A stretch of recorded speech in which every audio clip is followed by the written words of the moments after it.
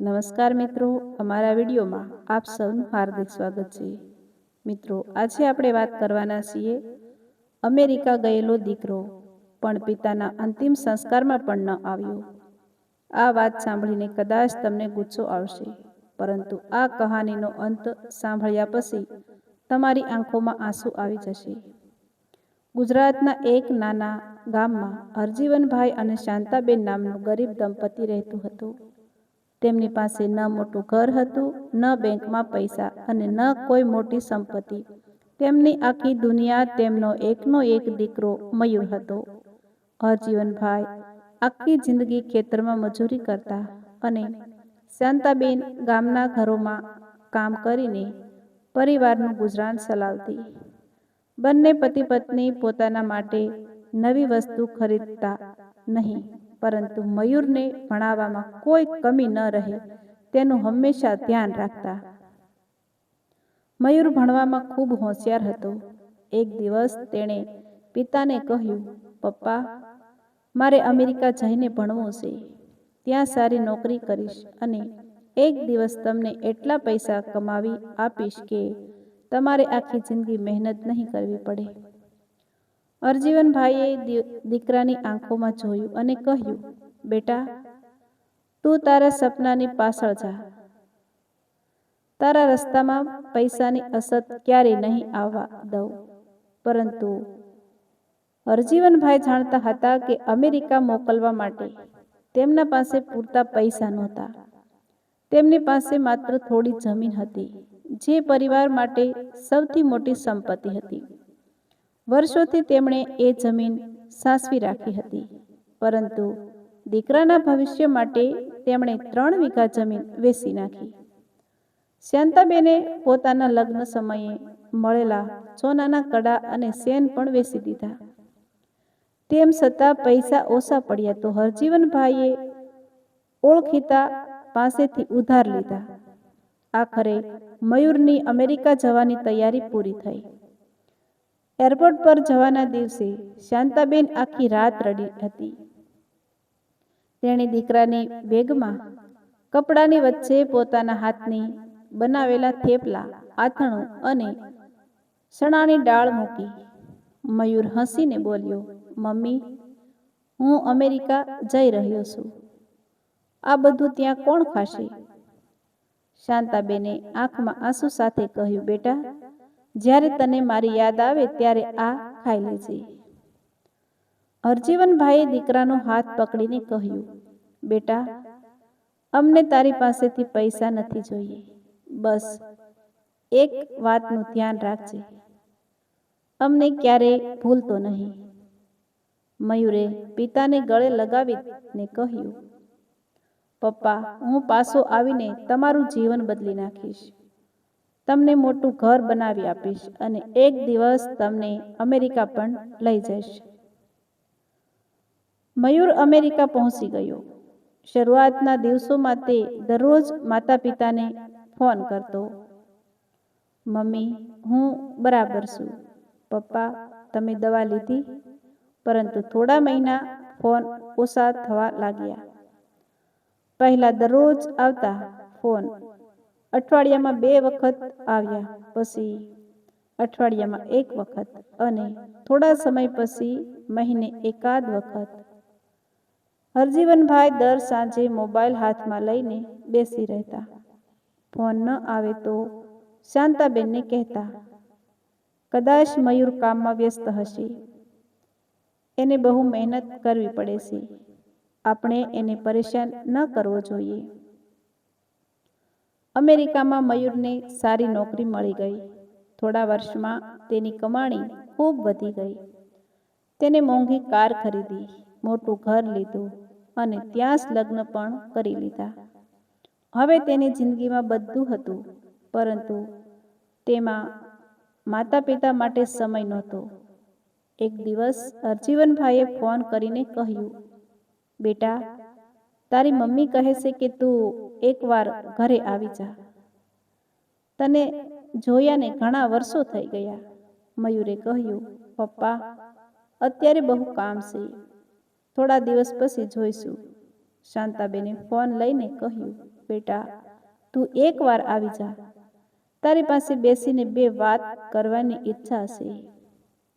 મયુરે કહ્યું, મમ્મી, તમે સમજો ને, અહીંથી ભારત આવવું સરળ નથી.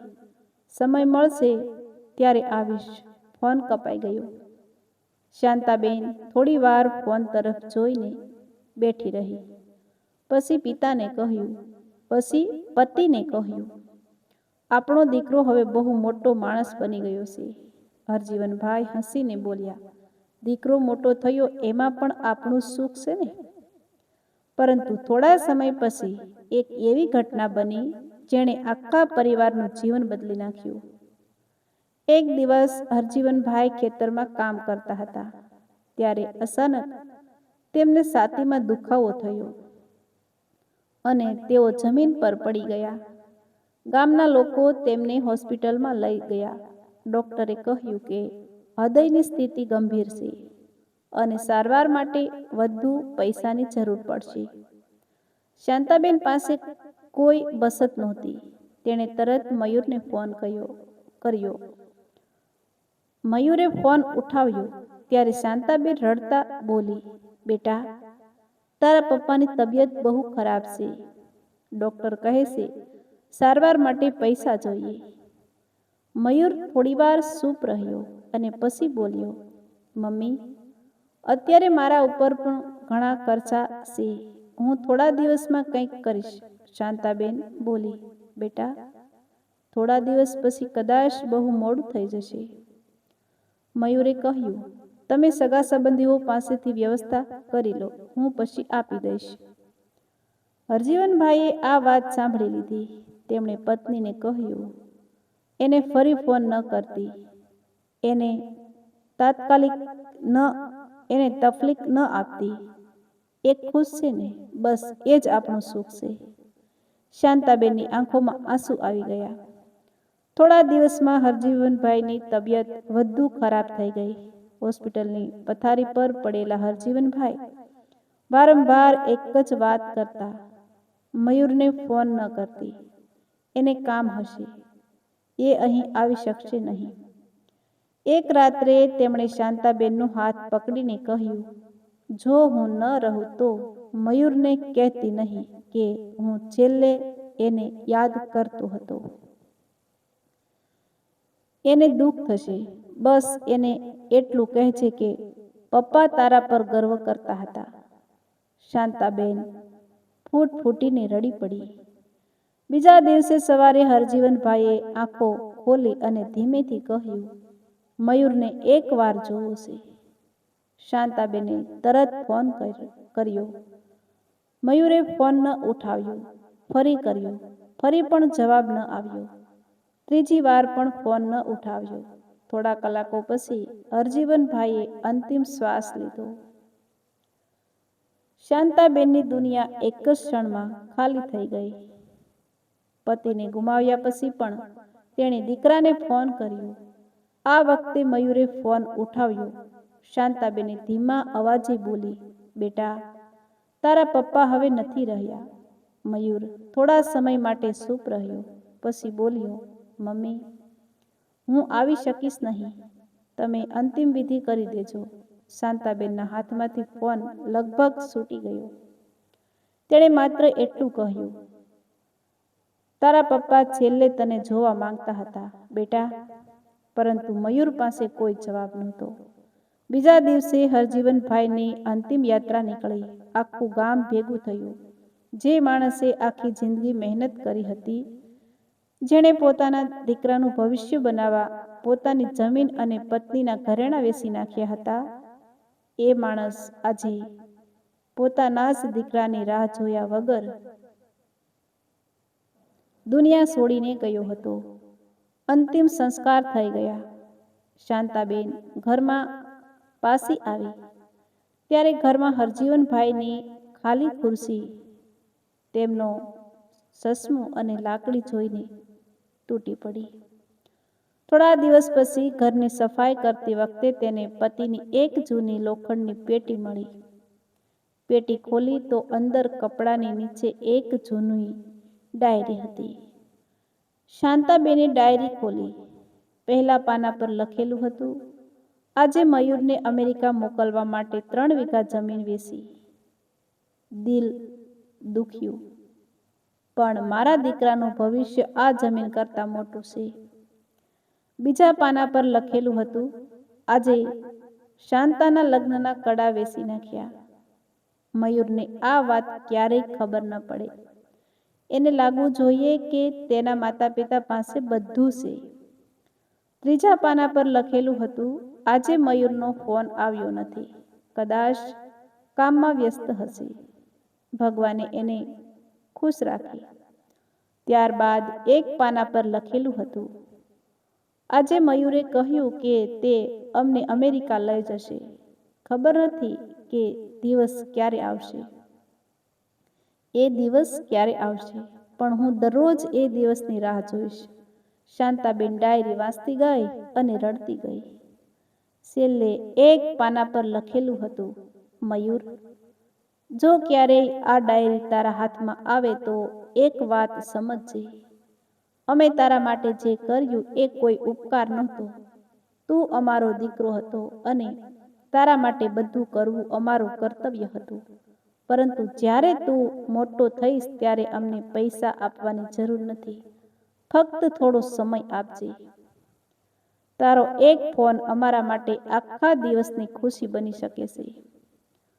જો હું તારી પાસે ન હોઉં ત્યારે આ વાંચીશ તો કદાચ તને સમજાશે કે પિતાનું હૃદય કેટલું મોટું હોય છે.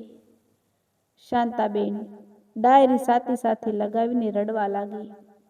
તેણે નક્કી કર્યું કે આ ડાયરી મયુર સુધી પહોંચવી જોઈએ. તેણે ડાયરી પર્સમાં પાર્સલ કરીને અમેરિકા મોકલી. 10 દિવસ પછી પાર્સલ મયુરના ઘરે પહોંચ્યું. મયુરે પાર્સલ ખોલ્યું.